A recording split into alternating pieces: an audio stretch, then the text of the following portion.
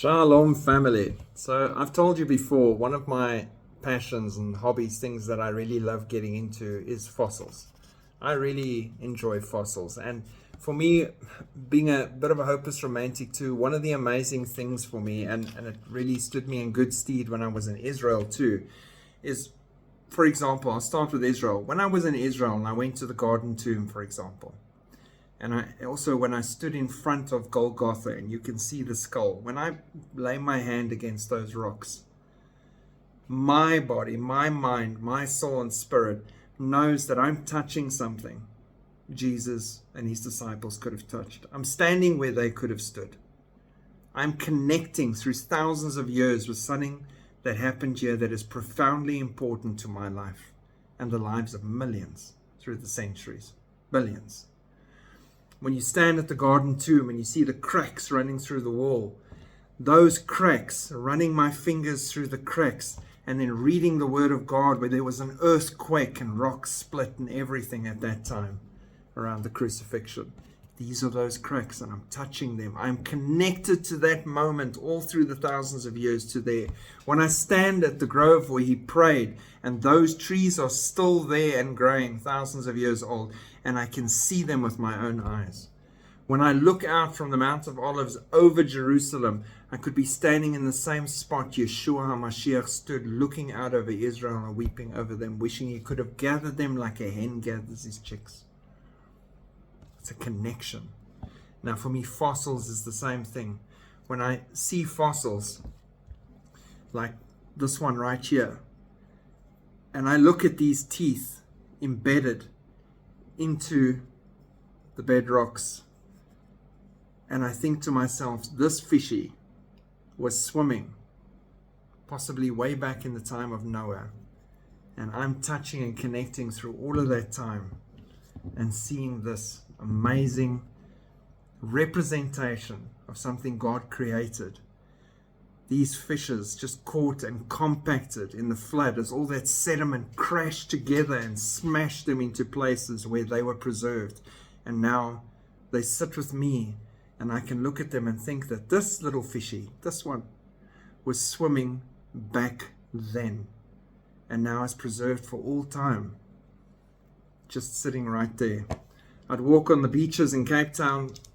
You start really early, 4 or 5 o'clock in the morning, and you're working with the tide, and then it washes up, and then while you're walking you look for fossils. And I used to just be walking and then pick up these shark's teeth fossils as I'm spending time alone there as the sun slowly rises, and you think to yourself, this shark, alive so long ago, thousands of years ago, and here I am with its teeth in my hands. So it's absolutely amazing. Again, it's a me thing, so bear with me.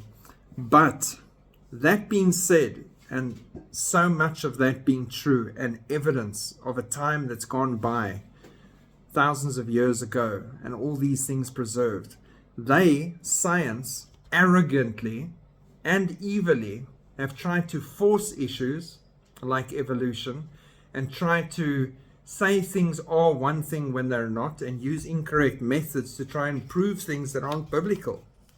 And a lot of times they use fossils to try and do that. It always bites them, but it's what they try and do. So this article just made me laugh. Scientists studied a peculiar fossil since 1931 and found out it was a fake. After more than a year of examinations, researchers identified the material on the body as bone black paint, which is produced when charred animal bones was used in historical paintings in the 20th century.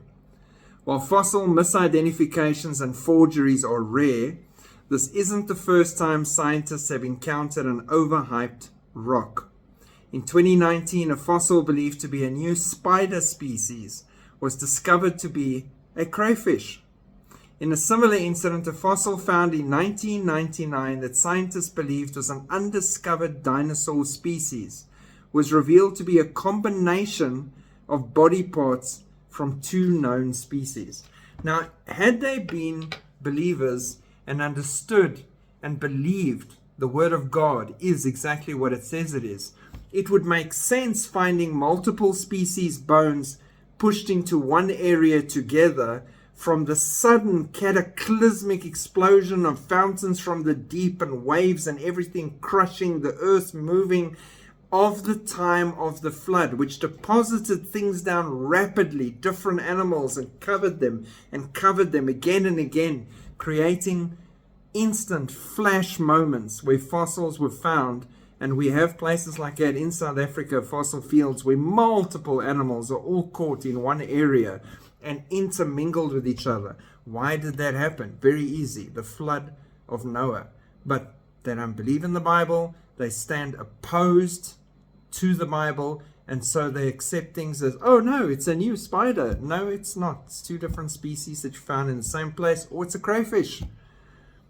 But yet, you won't hear about it in mainstream science. They won't talk about it loudly. They'll softly move on to the next lie or deception to disprove the Bible when everything speaks to the glory of God. Have a great day. Be blessed. Shalom.